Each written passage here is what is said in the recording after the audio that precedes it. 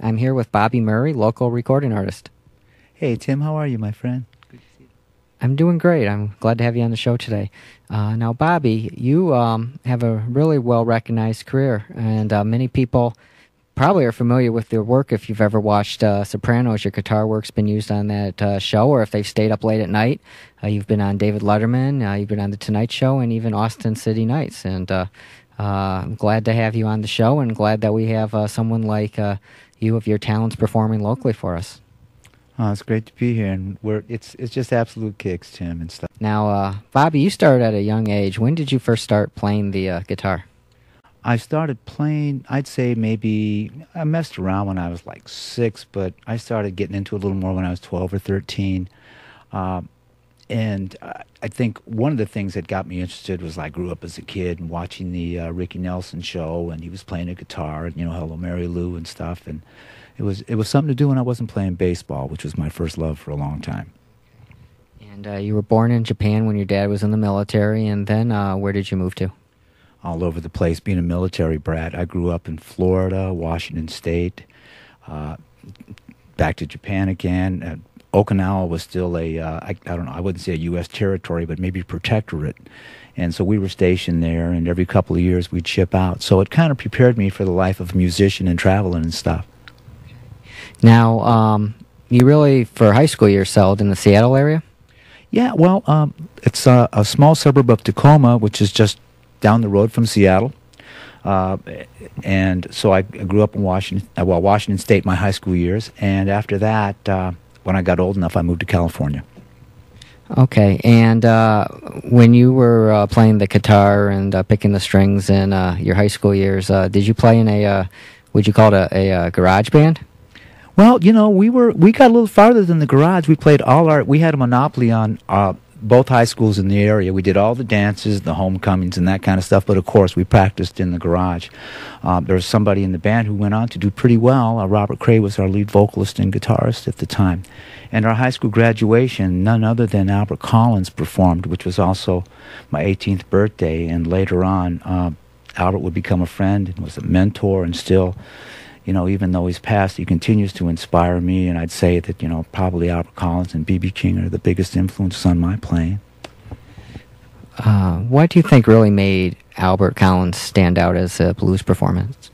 Oh my gosh, I remember at our graduation sitting next to Robert Cray, and my jaw just dropped. I'd just never seen anything like that. I've seen some wonderful, great guitarists in my life, but Albert was... he would create licks on the spot. He didn't rely on tested patterns, so he was really, I played with him and heard him play hundreds of times, and he never sounded the same way twice. And watching that kind of creativity just blew me away, and he mastered his instrument and his phrasing, his stage presence. I mean, my heart smiles whenever I think about him.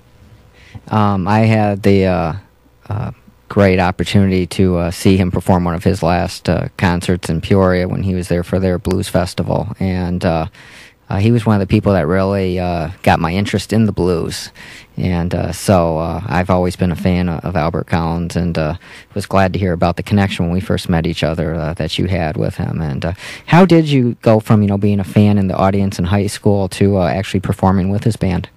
Well, it turned out he was playing in town a couple years later. I wasn't of age yet, but I had a friend of mine who also happened to be the same heritage as me, Japanese and Irish. His name was Joe Blennis, and Joe was 21, and he had an extra Washington State issued liquor card, which was ID. So I convinced Joe to loan it to me, and I forgot to tell you, Joe's 6'1", and I'm considerably shorter than that. So back in those days, I got some big, platform shoes, some long bell bottoms, and kind of like walking on stilts, tried to make it through. The doorman said, "No way, get out of here." So I went across the street and shot some pool, and I think I had a beer or two, and I got an 8-ball break, and it gave me enough confidence, and I went walking back there again, and the guy just let me through. I talked to Albert. He called me up on stage to sit in with him, and the next day I got a phone call, and then after that I was on my way to California.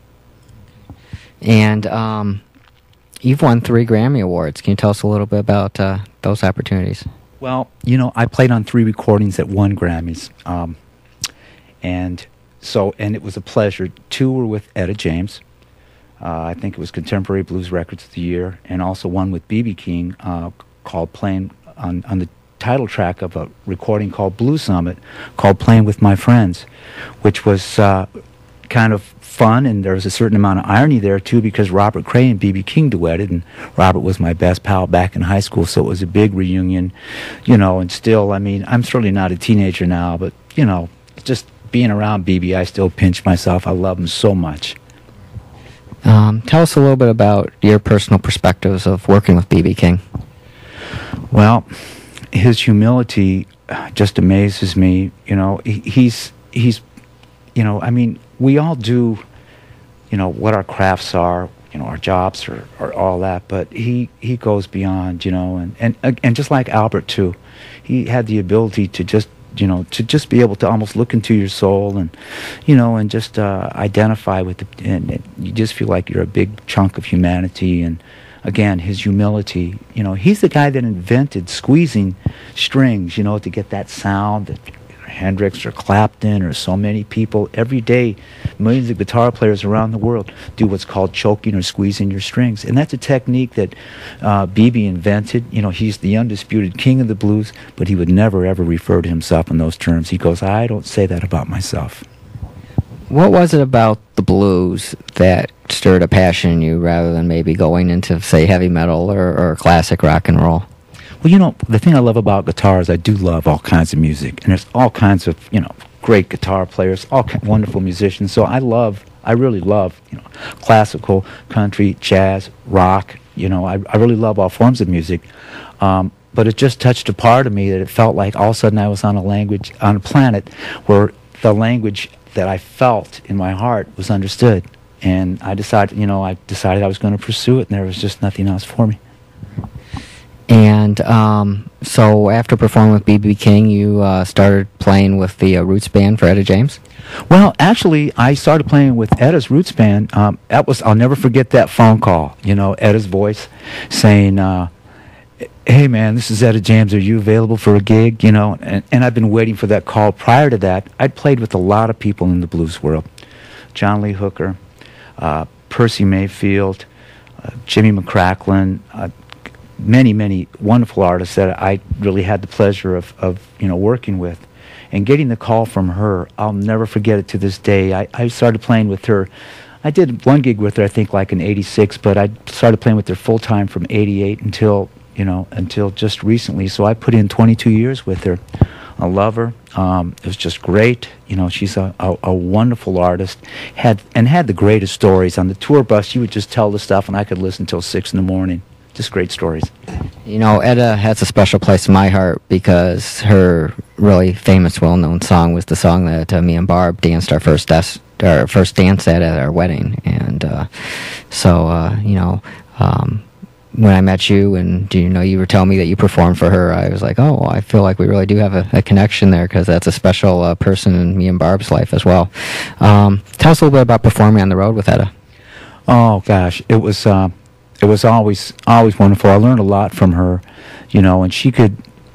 There was the way that she had with the song that could just make you cry and tear up, even when she was testing a microphone at sound check. I mean, again, she could reach the inner depths, and plumb the deepest part of the human soul and share that experience. A sheer artist and a lot of fun. And I was pretty young back then and probably pulled some crazy stunts or two and a lot of stuff that probably should have got me fired, but she kept me around. Her oldest son was my best man at our wedding, and our song was At Last, too. Tell us a little bit about what the Bobby Murray Band's up to now. Well, Etta, there hasn't been any performances with her, so we're trying to get as busy as we can, hopefully do some, doing some gigs in the area and try to get farther and having a lot of fun. That's the thing. I mean, I wouldn't do it if it wasn't fun, and it's still just as fun when I was 12 as it is now, and that was quite a while ago.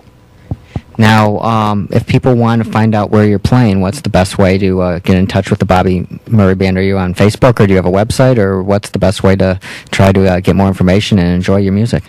Well, yeah, I am on MySpace at BobbyMurrayGroove.com, and also, yeah, MySpace, / Bobby Murray Groove, and also on Reverb Nation, www.reverbnation.com, Bobby Murray, and Facebook, and there's a fan page there too. And yeah, we try to do gigs in the area, and like I said, try to go a little bit farther with it.